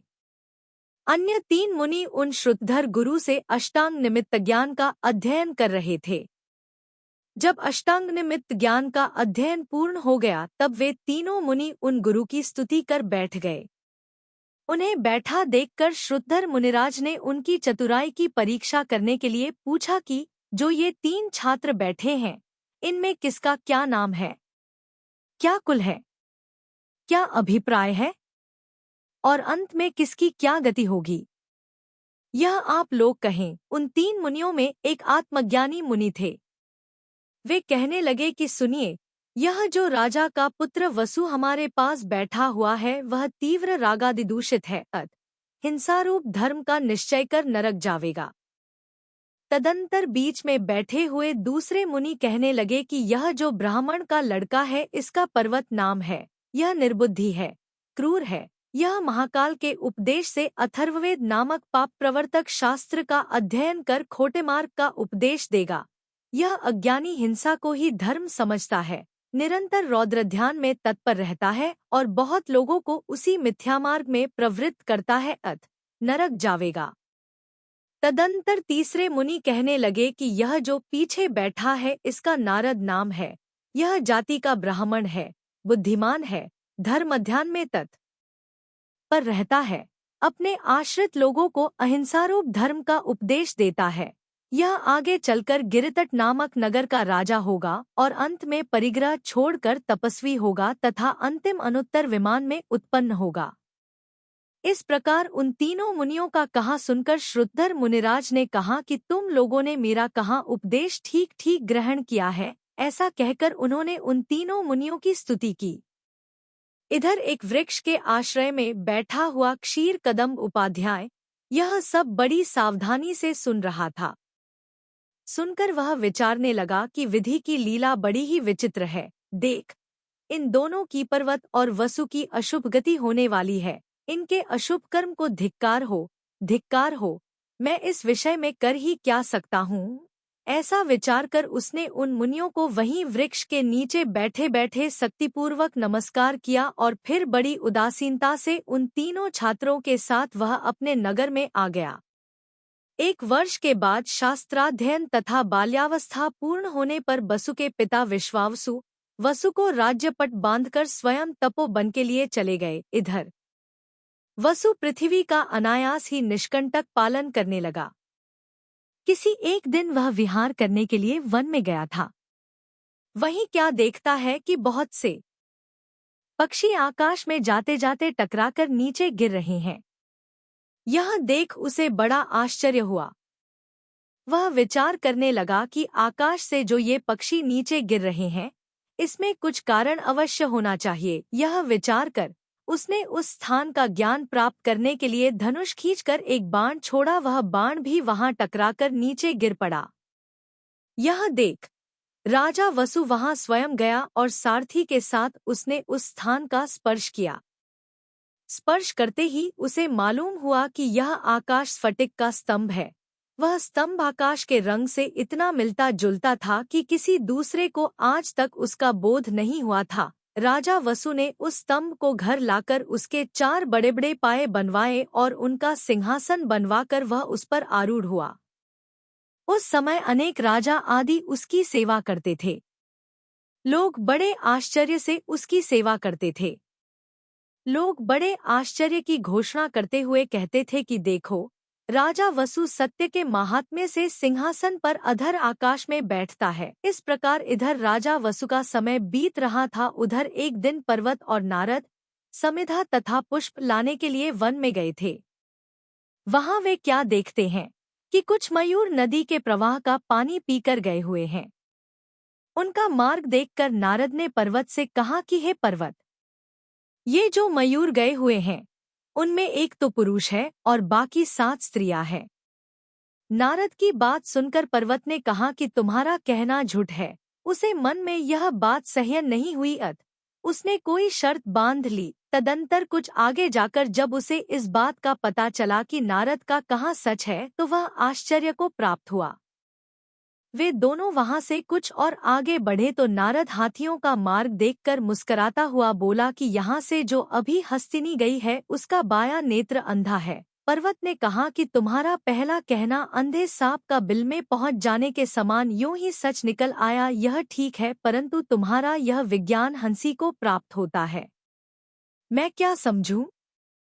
इस तरह हंसते हुए ईर्ष्या के साथ उसने कहा और चित्त में आश्चर्य प्राप्त किया।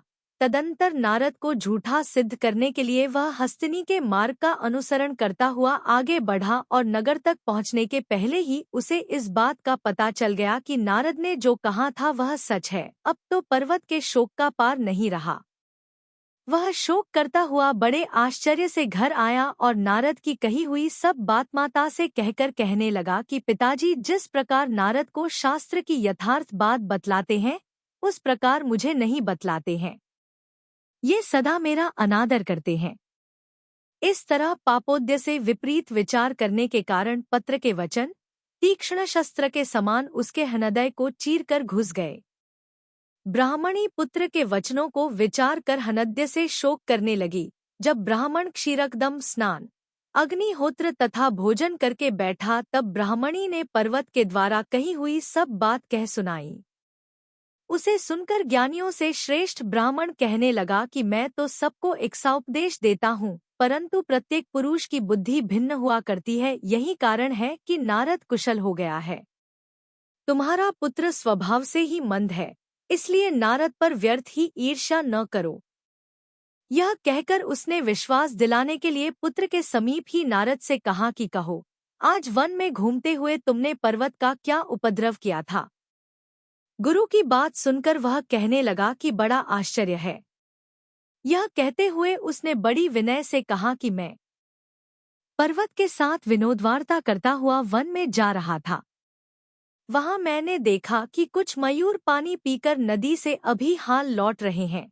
उनमें जो मयूर था वह अपनी पूंछ के चंद्रक पानी में भीगकर भारी हो जाने के भय से अपने पैर पीछे की ओर रख फिर मुंह फिराकर लौटा था और बाकी जल से भीगे हुए अपने पंख फटकार कर जा रहे थे।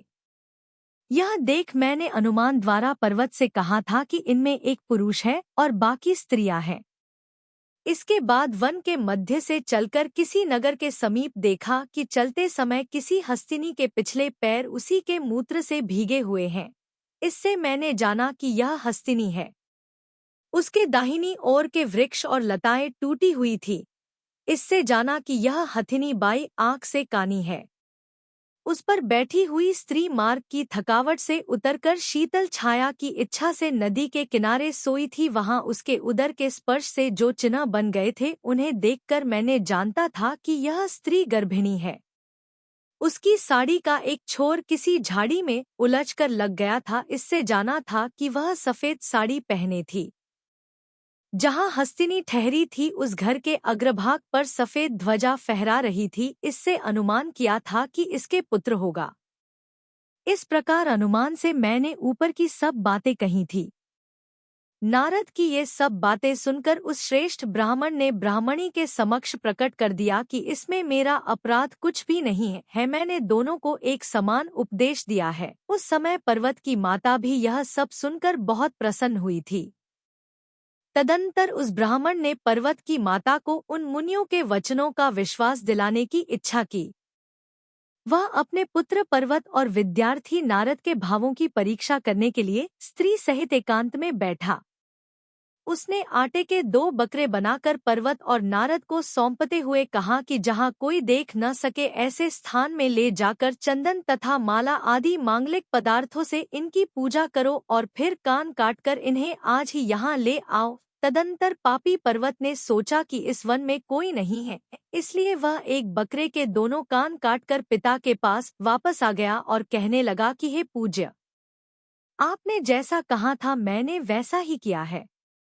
इस प्रकार दयाहीन पर्वत ने बड़े हर्ष से अपना कार्य पूर्ण करने की सूचना पिता को दी। नारद भी वन में गया और सोचने लगा कि अदृश्य स्थान में जाकर इसके कान काटना है, ऐसा गुरुजी ने कहा था, परंतु यहाँ अदृश्य स्थान है ही कहाँ। देखो न, चंद्रमा, सूर्य, नक्षत्र, ग्रह और तारे आदि देवता सब ओर से देख रहे हैं। पक्षी तथा हरिण आदि अनेक जंगली जीव सदा पास ही रह रहे हैं। ये किसी भी तरह यहाँ से दूर नहीं किए जा सकते। ऐसा विचार कर वह भव्यात्मा गुरु के पास वापस आ गया और कहने लगा कि वन में ऐसा स्थान मिलना असंभव है जिसे किसी ने नहीं देखा हो। इसके सिवाय दूसरी बात यह है कि वन में ऐसा स्थान मिलना असंभव है जिसे किसी ने नहीं देखा हो। इसके सिवाय दूसरी बात यह है कि नाम, स्थापना, द्रव्य और भाव, इन चारों पदार्थों में पाप तथा निंदा उत्पन्न करने वाली क्रियाएं करने का विधान नहीं है, इसलिए मैं इस बकरा को ऐसा ही लेता आया हूँ। नारद के वचन सुनकर उस ब्राह्मण ने अपने पुत्र की मूर्खता का विचार किया और कहा कि जो एकांतवादी कारण के अनुसार कार्य मानते हैं वह एकांतवाद है और मिथ्यामत है। कहीं तो कारण के अनुसार कार्य होता है और कहीं इसके विपरीत भी होता है। ऐसा जो स्याद्वाद का कहना है वही सत्य है। देखो, मेरे परिणाम सदा दया से आर्द्र रहते हैं, परंतु मुझसे जो पुत्र हुआ उसके परिणाम अत्यंत निर्दय हैं। यहाँ कारण के अनुसार कार्य कहाँ हुआ। इस प्रकार वह श्रेष्ठ विद्वान बहुत ही संतुष्ट हुआ और शिष्य की योग्यता का हृदय में विचार कर कहने लगा कि हे नारद, तू ही सूक्ष्म बुद्धि वाला और पदार्थ को यथार्थ जानने वाला है, इसलिए आज से लेकर मैं तुझे उपाध्याय के पद पर नियुक्त करता हूँ। आज से तू ही समस्त शास्त्रों का व्याख्यान करना। इस प्रकार उसी का सत्कार कर उसे बढ़ावा दिया सो ठीक ही है, क्योंकि सब जगह विद्वानों की प्रीति गुणों से ही होती है। नारद से इतना कहने के बाद उसने सामने बैठे हुए पुत्र से इस प्रकार कहा, हे पुत्र, तूने विवेक के बिना ही यह विरुद्ध कार्य किया है। देख, शास्त्र पढ़ने पर भी तुझे कार्य और अकार्य का विवेक नहीं हुआ। तू निर्बुद्धि है, मेरी आंखों के ओझल होने पर कैसे जीवित रह सकेगा। इस प्रकार शोक से भरे हुए पिता ने पर्वत को शिक्षा दी, परंतु उस मूर्ख पर उसका कुछ भी असर नहीं हुआ। वह उसके विपरीत नारद से वैर रखने लगा सो ठीक ही है, क्योंकि दुर्बुद्धि मनुष्यों की ऐसी ही दशा होती है। किसी एक दिन क्षीरकदंबक ने समस्त परिग्रहों के त्याग करने का विचार किया, इसलिए उसने राजा वसु से कहा कि यह पर्वत और उसकी माता यद्यपि मंदबुद्धि हैं, तथापि हे भद्र, मेरे पीछे भी तुम्हें इनका सब प्रकार से पालन करना चाहिए। उत्तर में राजा वसु ने कहा कि मैं आपके अनुग्रह से प्रसन्न हूँ। यह कार्य तो बिना कहे ही करने योग्य है, इसके लिए आप क्यों कहते हैं। हे पूज्यपाद, इसमें थोड़ा भी संशय नहीं कीजिए, आप यथायोग्य परलोक का साधन कीजिए। इस प्रकार मनोहर कथा रूपी अम्लान माला के द्वारा राजा वसु ने उस उत्तम ब्राह्मण का खूब ही सत्कार किया। तदंतर क्षीरकदंबक ने उत्तम संयम धारण कर लिया और अंत में संन्यास स्मरण कर उत्तम स्वर्ग लोक में जन्म प्राप्त किया। इधर समस्त शास्त्रों का जानने वाला पर्वत भी पिता के स्थान पर बैठकर सब प्रकार की शिक्षाओं की व्याख्या करने में प्रेम करने लगा। उसी नगर में सूक्ष्म बुद्धि वाला नारद भी अनेक विद्वानों के साथ निवास करता था और शास्त्रों की व्याख्या के द्वारा यश प्राप्त करता था। इस प्रकार उन दोनों का समय बीत रहा था। किसी एक दिन साधुओं की सभा में अजैर्होतव्यम इस वाक्य का अर्थ निरूपण करने में बड़ा भारी विवाद चल पड़ा। नारद कहता था कि जिसमें अंकुर उत्पन्न करने की शक्ति नष्ट हो गई है, ऐसा 3 वर्ष का पुराना जौ अज कहलाता है और उससे बनी हुई वस्तुओं के द्वारा अग्नि के मुख में देवता की पूजा करना, आहुति देना यज्ञ कहलाता है। नारद का यह व्याख्यान यद्यपि गुरु पद्धति के अनुसार था, परंतु निर्बुद्धि पर्वत कहता था कि अज शब्द एक पशु विशेष का वाचक है, अत उससे बनी हुई वस्तुओं के द्वारा अग्नि में होम करना यज्ञ कहलाता है। उन दोनों के वचन सुनकर उत्तम प्रकृति वाले साधु पुरुष कहने लगे कि इस दुष्ट पर्वत की नारद के साथ ईर्ष्या है, इसीलिए यह प्राणवध से धर्म होता है। यह बात पृथ्वी पर प्रतिष्ठापित करने के लिए कह रहा है। यह पर्वत बड़ा ही दुष्ट है, पतित है, अत हम सब लोगों के साथ वार्तालाप आदि करने में अयोग्य है। इस प्रकार सबने क्रोधवश हाथ की हथेलियों के ताड़न से उस पर्वत का तिरस्कार किया और घोषणा की कि दुर्बुद्धि का ऐसा फल इसी लोक में मिल जाता है। इस प्रकार सबके द्वारा बाहर निकाला हुआ पर्वत मानभंग होने से वन में चला गया। वहां महाकाल नाम का असुर ब्राह्मण का वेश रखकर भ्रमण कर रहा था। उस समय वह वृद्धावस्था के रूप से था। वह बहुत सी बलि अर्थात शरीर की सिकुड़नों को धारण कर रहा था। वे सिकुड़ने ऐसी जान पड़ती थी मानो यमराज के चढ़ने के लिए सीढ़ियों का मार्ग ही हो। अंधे की तरह वह बार बार लड़खड़ा कर गिर पड़ता था। उसके सिर पर विरले विरले सफेद बाल थे। वह एक सफेद रंग की पगड़ी धारण कर रहा था, जिससे ऐसा जान पड़ता था मानो यमराज के भय से उसने चांदी का टोप ही लगा रखा हो। उसके नेत्र कुछ कुछ बंद थे, जिससे ऐसा जान पड़ता था मानो वृद्धावस्था रूपी स्त्री के समागम से उत्पन्न हुए सुख से ही उसके नेत्र बंद हो रहे थे। उसकी गति सूंड कटे हुए हाथी के समान थी। वह क्रुद्ध सांप के समान लंबी लंबी श्वास भर रहा था। राजा के प्यारे मनुष्य के समान वह मद से आगे नहीं देखता था। उसकी पीठ टूटी हुई थी। वह स्पष्ट नहीं बोल सकता था।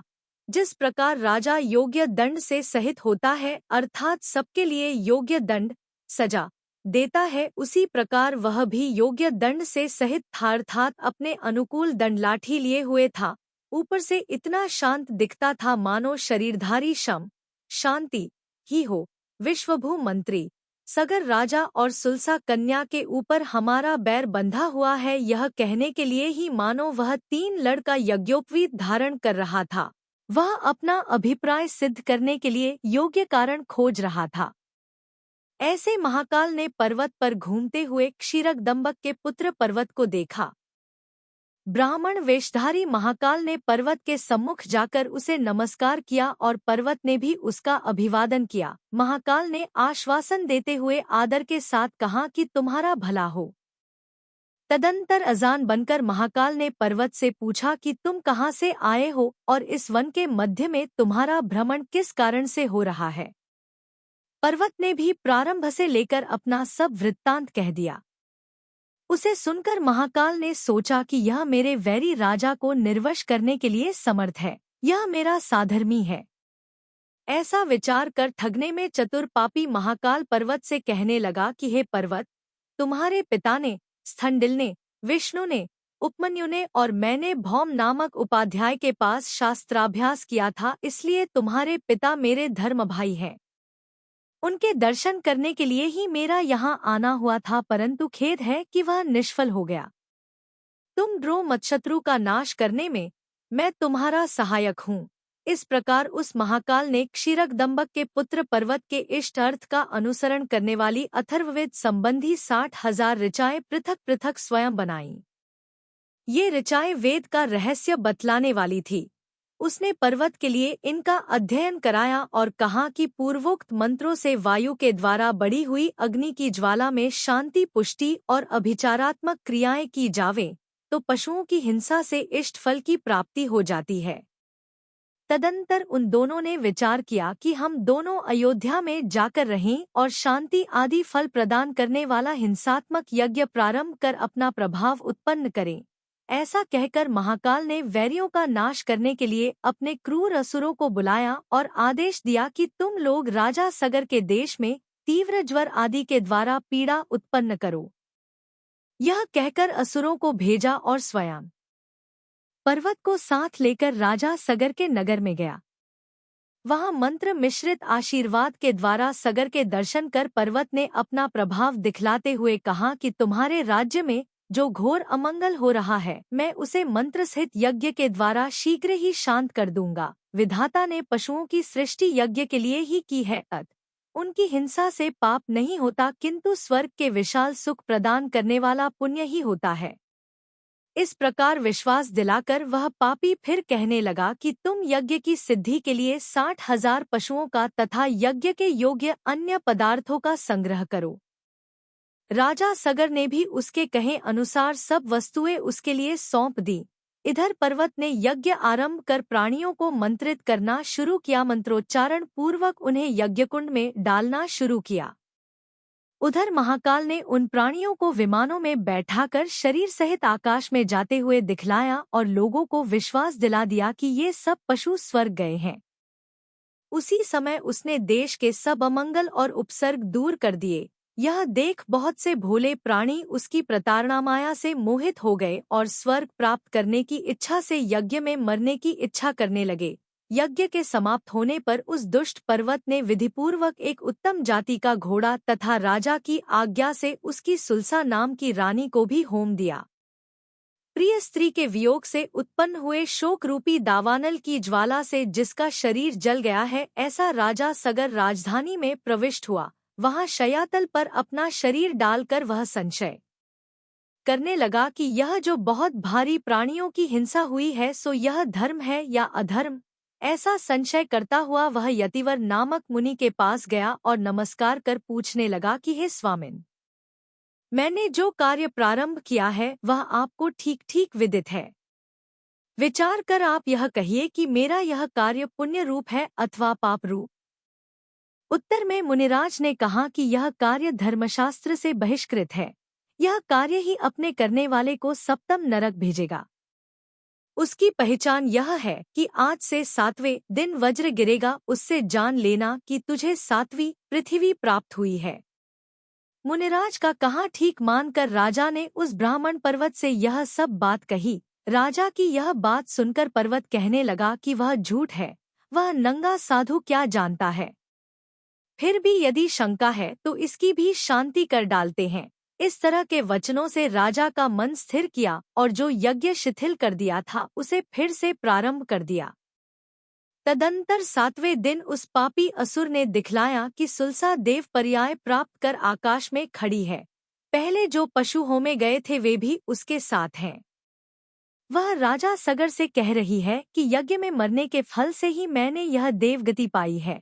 मैं यह सब हर्ष की बात आपको कहने के लिए ही विमान में बैठकर यहाँ आई हूँ। यज्ञ से सब देवता प्रसन्न हुए हैं और सब पितर तृप्त हुए हैं। उसके यह वचन सुनकर सगर ने विचार किया कि यज्ञ में मरने का फल प्रत्यक्ष दिखाई दे रहा है, जैन मुनि के वचन असत्य हैं।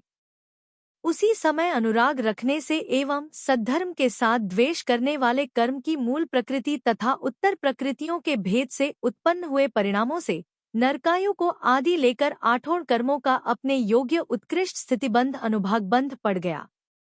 उसी समय भयंकर वज्रपात हुआ। वह उन सब शत्रुओं पर पड़ा और उस कार्य में लगे हुए सब जीवों के साथ राजा सगर मरकर रौरव नरक 7वें नरक में उत्पन्न हुआ। अत्यंत दुष्ट महाकाल भी तीव्र क्रोध करता हुआ अपने वैरूपी वायु के झंकोरे से उसे दंड देने के लिए नरक गया, परंतु उसके नीचे जाने की अवधि 3रे नरक तक ही थी।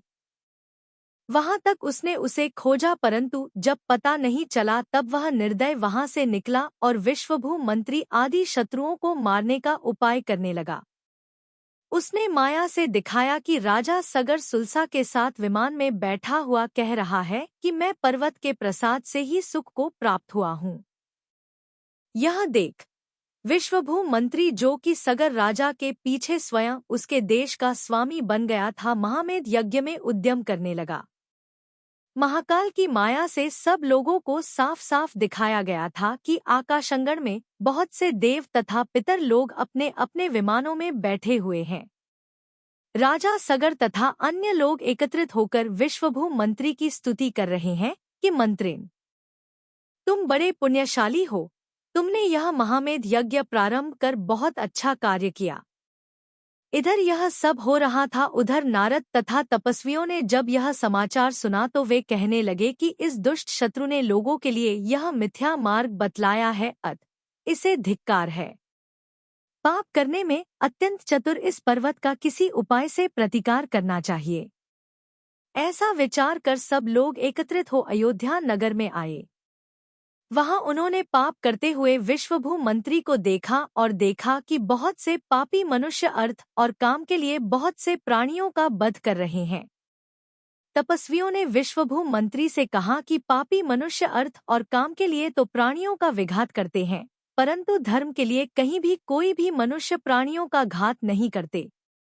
वेद के जानने वालों ने ब्रह्मा निरूपित वेद में मंत्रेन, यदि तुम पूर्व ऋषियों के इस वाक्य को प्रमाण मानते हो तो तुम्हें हिंसा से भरा हुआ यह कार्य जो कि कर्मबंध का कारण है अवश्य ही छोड़ देना चाहिए। सब प्राणियों का हित चाहने वाले तपस्वियों ने इस प्रकार कहा, परंतु विश्वभू मंत्री ने इसे सुनकर कहा कि हे तपस्वियों, जो यज्ञ प्रत्यक्ष ही स्वर्ग का साधन दिखाई दे रहा है उसका अपलाप किस प्रकार किया जा सकता है। तदंतर इस प्रकार कहने वाले विश्वभू मंत्री से पापभीरु नारद ने कहा कि हे उत्तम मंत्रीन, तू तो विद्वान है, क्या यह सब स्वर्ग का साधन है? अरे, राजा सगर को परिवार सहित निर्मूल नष्ट करने की इच्छा करने वाले किसी मायावी ने इस तरह प्रत्यक्ष फल दिखाकर यह उपाय रचा है। यह उपाय केवल मूर्ख मनुष्यों को ही मोहित करने का कारण है, इसलिए तू ऋषिप्रणीत आगम में कही हुई शील तथा उपवास आदि की विधि का आचरण कर। इस प्रकार नारद के वचन सुनकर विश्वभू ने पर्वत से कहा कि तुमने नारद कहाँ सुना? महाकाल असुर के द्वारा कहे शास्त्र से मोहित हुआ दुर्बुद्धि पर्वत कहने लगा कि यह शास्त्र क्या नारद ने भी पहले कभी नहीं सुना। इसके और मेरे गुरु पृथक नहीं थे, मेरे पिता ही तो दोनों के गुरु थे, फिर भी यह अधिक गर्व करता है, मुझ पर ईर्ष्या रखता है, आज चाहे जो कह बैठता है। विद्वान स्थविर मेरे गुरु के धर्म भाई तथा जगत में प्रसिद्ध थे, उन्हीं ने मुझे यह श्रुतियों का रहस्य बतलाया है। यज्ञ में मरने से जो फल होता है उसे मैंने भी आज प्रत्यक्ष दिखला दिया है। फिर भी यदि तुझे विश्वास नहीं होता है तो समस्त वेदरूपी समुद्र के पारगामी राजा वसु से, जो कि सत्य के कारण प्रसिद्ध है, पूछ सकते हो। यह सुनकर नारद ने कहा कि क्या दोष है, वसु से पूछ लिया जावे, परंतु यह बात विचार करने के योग्य है कि यदि हिंसा धर्म का साधन मानी जाएगी तो अहिंसा दानशील आदि पाप के कारण हो जावे। यदि यह आपका कहना है तो मछलियां पकड़ने वाले आदि पापी जीवों की शुभ गति होनी चाहिए और सत्य धर्म तपश्चरण तथा ब्रह्मचर्य का पालन करने वाले को अधोक्ति में जाना चाहिए। कदाचित आप यह कहें कि यज्ञ में पशुवध करने से धर्म होता है, अन्यत्र नहीं होता, तो यह कहना भी ठीक नहीं है, क्योंकि वध दोनों ही स्थानों में एक समान दुख का कारण है, उसका फल समान ही होना चाहिए, इसे कौन रोक सकता है। कदाचित आप यह मानते हो कि पशुओं की रचना विधाता ने यज्ञ के लिए ही की है, अतः यज्ञ में पशु हिंसा करने वाले के लिए पाप बंध नहीं होता, तो यह मानना ठीक नहीं है, क्योंकि यह मूर्खजन की अभिलाषा है तथा साधुजनों के द्वारा निंदित है। यज्ञ के लिए ही ब्रह्मा ने पशुओं की सृष्टि की है। यदि यह आप ठीक मानते हैं तो फिर उनका अत्यंत उपयोग करना उचित नहीं है, क्योंकि जो वस्तु जिस कार्य के लिए बनाई जाती है उसका अन्यथा उपभोग करना कार्यकारी नहीं होता। जैसे कि श्लेष्म आदि को शमन करने वाली औषधि का यदि अन्यथा उपयोग किया जाता है तो वह विपरीत फलदायी होता है, ऐसे ही यज्ञ के लिए बनाए गए पशुओं से यदि क्रय विक्रय आदि कार्य किया जाता है तो वह महान दोष उत्पन्न करने वाला होना चाहिए। तू वाद करना चाहता है परंतु दुर्बल ही युक्ति बल से रहित है, तेरे पास आकर हम कहते हैं कि जिस प्रकार शस्त्र आदि के द्वारा प्राणियों का विघात करने वाला भी बिना किसी विशेषता के पाप से बद्ध होता है। दूसरी बात यह है कि ब्रह्मा जो पशु आदि को बनाता है वह प्रकट करता है अथवा नवीन बनाता है। यदि नवीन बनाता है तो आकाश के फूल आदि असत पदार्थ क्यों नहीं बना देता? यदि यह कहो कि ब्रह्मा पशु आदि को नवीन नहीं बनाता है किंतु प्रकट करता है, तो फिर यह कहना चाहिए कि प्रकट होने के पहले उनका प्रतिबंधक क्या था? उन्हें प्रकट होने से रोकने वाला कौन था? जिस प्रकार दीपक जलने के पहले अंधकार घटादि को रोकने वाला भी कोई होना चाहिए, इस प्रकार आपके सृष्टिवाद में यह व्यक्ति आदर करने के योग्य नहीं है। इस तरह नारद के वचन सुनकर सब लोग उसकी प्रशंसा करने लगे। सब कहने लगे कि यदि राजा वसु के द्वारा तुम दोनों का विवाद विश्रांत होता है तो उनके पास जावे। ऐसा कह सभा के सब लोग नारद और पर्वत के साथ स्वस्तिकावती नगर गए। पर्वत के द्वारा कही हुई यह सब जब उसकी माता ने जानी तब वह पर्वत को साथ लेकर राजा वसु के पास गई और राजा वसु के दर्शन कर कहने लगी कि यह निर्धन पर्वत तपोवन के लिए जाते समय तुम्हारे गुरु ने तुम्हारे लिए सौंपा था। आज तुम्हारी अध्यक्षता में यहाँ नारद के साथ विवाद होगा। यदि कदाचित उस वाद में इसकी पराजय हो गई तो फिर यमराज का मुख ही इसका शरण होगा, अन्य कुछ नहीं। यह तुम निश्चित समझ लो। इस प्रकार पर्वत की माता ने राजा वसु से कहा। राजा वसु गुरु की सेवा करना चाहता था अत बड़े आदर से बोला कि हे माँ, इस विषय में तुम शंका न करो, मैं पर्वत की ही विजय कराऊंगा। इस तरह कहकर उसने पर्वत की माँ का भय दूर कर दिया। दूसरे दिन राजा वसु आकाशस्फटिक के पायों से खड़े हुए सिंहासन पर आरूढ़ होकर राजसभा में विराजमान था। उसी समय वे सब विश्वभू मंत्री आदि राजसभा में पहुंचकर पूछने लगे कि आपसे पहले भी अहिंसा आदि धर्म की रक्षा करने में तत्पर रहने वाले हिमगिरी, महागिरी, समगिरी और वसुगिरी नाम के 4 हरिवंशी राजा हो गए हैं। इन सब के अतीत होने पर महाराज विश्वावसु हुए और उनके बाद अहिंसा धर्म की रक्षा करने वाले आप हुए हैं। आप ही सत्यवादी हैं। इस प्रकार तीनों लोकों में प्रसिद्ध हैं। किसी भी दशा में संदेह होने पर आप विष, अग्नि और तुला के समान हैं। हे स्वामिन, आप ही विश्वास उत्पन्न करने वाले हैं, अत हम लोगों का संशय दूर कीजिए। नारद ने अहिंसालक्षण धर्म बतलाया है और पर्वत इसमें विपरीत कहता है, अर्थात हिंसा को धर्म बतलाता है। अब उपाध्याय गुरु महाराज का जैसा उपदेश हो वैसा आप कहिए। इस प्रकार सब लोगों ने राजा वसु से कहा। राजा वसु यद्यपि आप भगवान के द्वारा कहे हुए धर्म तत्व को जानता था, तथापि गुरुपत्नी उससे पहले ही प्रार्थना कर चुकी थी। इसके सिवाय वह महाकाल के द्वारा उत्पादित महामोह से युक्त था। क्षमा नामक पंचम काल की सीमा निकट थी और वह स्वयं परिग्रहानंद रूप रौद्र ध्यान में तत्पर था। अत कहने लगा कि जो तत्व पर्वत ने कहा है वही ठीक है। जो वस्तु प्रत्यक्ष दिख रही है उसमें बाधा हो ही कैसे सकती है। इस पर्वत के बताए यज्ञ से ही राजा सगर अपनी रानी सहित स्वर्ग गया है। जो दीपक स्वयं जल रहा है, स्वयं प्रकाशमान है, भला उसे दूसरे दीपक के द्वारा कौन प्रकाशित करेगा।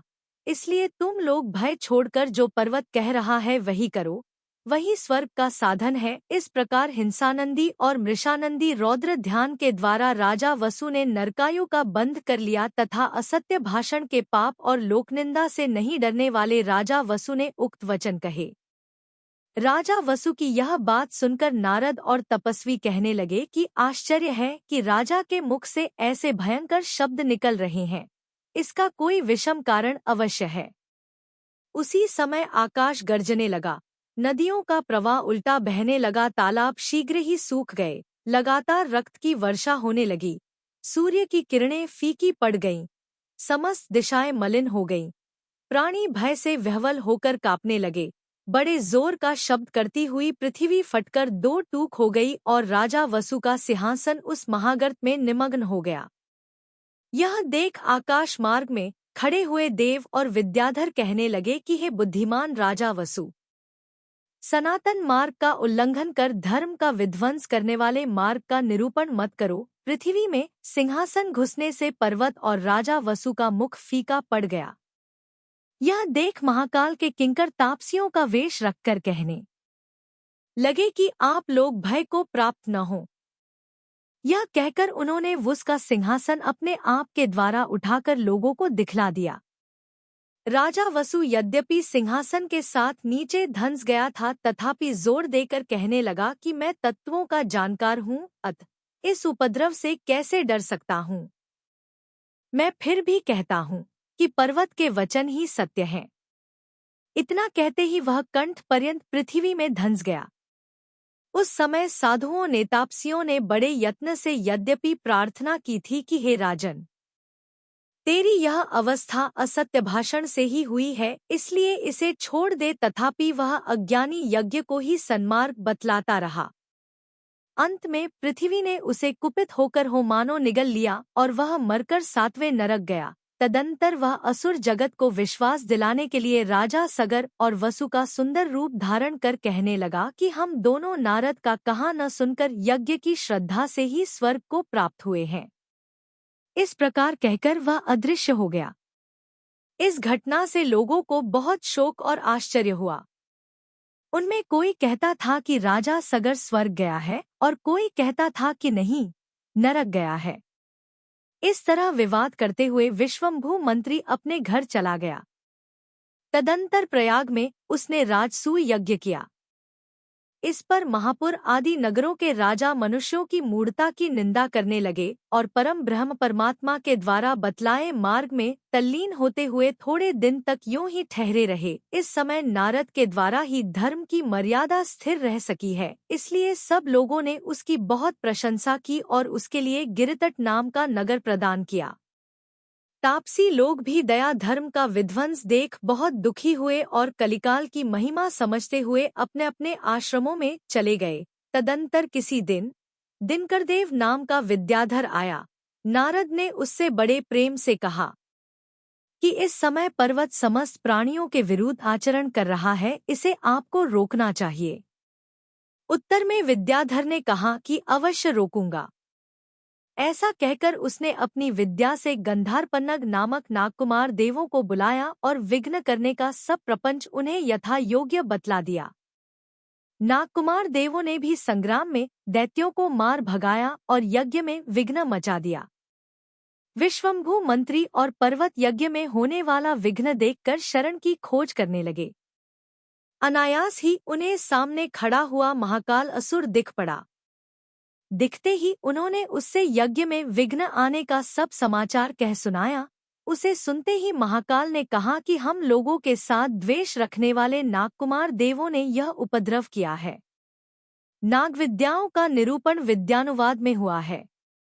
जिनविंबों के ऊपर इनके विस्तार का निषेध बतलाया है, अर्थात जहाँ जिनविंब होते हैं वहाँ इनकी शक्ति क्षीण हो जाती है। इसलिए तुम दोनों चारों दिशाओं में जिनेंद्र के आकार की सुंदर प्रतिमाएं रखकर उनकी पूजा करो और तदंतर यज्ञ की विधि प्रारंभ करो। इस प्रकार महाकाल ने यह उपाय कहा और उन दोनों ने उसे यथाविधि किया। तदंतर विद्याधरों का राजा दिनकरदेव यज्ञ में विघ्न करने की इच्छा से आया और जिन प्रतिमाएं देखकर नारद से कहने लगा कि यहाँ मेरी विद्याएं नहीं चल सकती, ऐसा कहकर वह अपने स्थान पर चला गया। इस तरह वह यज्ञ निर्विघ्न समाप्त हुआ और विश्वभू मंत्री तथा पर्वत दोनों ही आयु के अंत में मरकर चिरकाल के लिए नरक में दुख भोगने लगे। अंत में महाकाल असुर अपना अभिप्राय पूरा कर अपने असली रूप में प्रकट हुआ और कहने लगा कि मैं पूर्व भव में पोदनपुर का राजा मधुपिंगल था। मैंने ही इस तरह सुलसा के निमित्त यह बड़ा भारी पाप किया है। जिनेंद्र भगवान ने जिस अहिंसा लक्षण धर्म का निरूपण किया है, धर्मात्माओं को उसी का पालन करना चाहिए। इतना कह वह अंतर्हित हो गया और दया से आर्द्र बुद्धि होकर उसने अपनी दुष्ट चेष्टाओं का प्रायश्चित्त स्वयं ग्रहण किया। मोहवश किए हुए पाप कर्म से निवृत्ति होना ही प्रायश्चित्त कहलाता है। हिंसा धर्म में प्रवृत्त रहने वाले विश्वभू आदि समस्त लोग पाप के कारण नरकति में गए, और पाप से डरने वाले कितने ही लोगों ने सम्यक ज्ञान के धारक मुनियों के द्वारा कहाँ धर्म सुनकर, पर्वत के द्वारा कहाँ मिथ्यामार्ग स्वीकृत नहीं किया, और जिनका संसार दीर्घ था ऐसे कितने ही लोग उसी मिथ्यामार्ग में स्थित रहे आए। इस प्रकार अतिशम्ति मंत्री के द्वारा कहाँ हुआ आगम सुनकर प्रथम मंत्री, राजा तथा अन्य सभासद लोगों ने उस द्वितीय मंत्री की बहुत भारी स्तुति की। उस समय राजा दशरथ का महाबल नाम का सेनापति बोला कि यज्ञ में पुण्य हो चाहे पाप, हम लोगों को इससे क्या प्रयोजन है। हम लोगों को तो राजाओं के बीच दोनों कुमारों का प्रभाव दिखलाना श्रेयस्कर है। सेनापति की यह बात सुनकर राजा दशरथ ने कहा कि अभी इस बात पर विचार करना है। यह कहकर उन्होंने मंत्री और सेनापति को तो विदा किया और तदंतर हित का उपदेश देने वाले पुरोहित से यह प्रश्न पूछा कि राजा जनक के घर जाने पर दोनों कुमारों का इष्ट सिद्ध होगा या नहीं। उत्तर में पुरोहित भी पुराणों और निमित्त शास्त्रों के कहे अनुसार कहने लगा कि हमारे इन दोनों कुमारों का राजा जनक के उस यज्ञ में महान ऐश्वर्य प्रकट होगा, इसमें आपको थोड़ा भी संशय नहीं करना चाहिए। इसके सिवाय एक बात और कहता हूँ, वह यह कि इस भरत क्षेत्र में मनुकुलकर, तीर्थकर, 3 प्रकार के चक्रवर्ती, नारायण और प्रतिनारायण और महाप्रतापी बलभद्र होते हैं, ऐसा पुराणों के जानने वाले मुनियों ने कहा है तथा मैंने भी पहले सुना है। हमारे ये दोनों कुमार उन महापुरुषों में 8वें बलभद्र और नारायण होंगे तथा रावण को मारेंगे। इस प्रकार भविष्य को जानने वाले पुरोहित के वचन सुनकर राजा संतोष को प्राप्त हुए। कपट रूप बुद्धि को धारण करने वाले क्रूर परिणामी महाकाल ने क्रोधवश समस्त संसार में शास्त्रों के विरुद्ध और अत्यंत पाप रूप पशुओं की हिंसा से भरे हिंसामय यज्ञ की प्रवृत्ति चलाई। इसी कारण से वह राजा वसु दुष्ट पर्वत के साथ घोर नरक में गया। सो ठीक ही है, क्योंकि जो पाप उत्पन्न करने वाले मिथ्यामार्ग चलाते हैं उन पापियों के लिए नरक जाना कोई बड़ी बात नहीं है।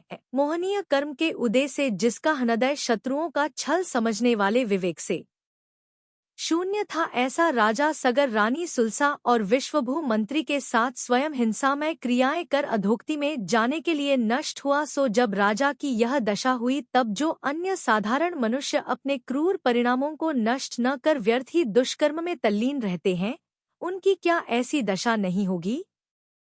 अवश्य होगी। जिसने अपने श्रेष्ठ आचार्य गुरु का अनुसरण कर हित का उपदेश दिया, विद्वानों की सभा में शास्त्रार्थ कर जिसने साधुवाद उत्तम प्रशंसा प्राप्त की, जिसने बहुत भारी तप किया और जो विद्वानों में श्रेष्ठ था, ऐसा श्रीमान नारद कृतकृत्य होकर सर्वार्थ सिद्धि गया।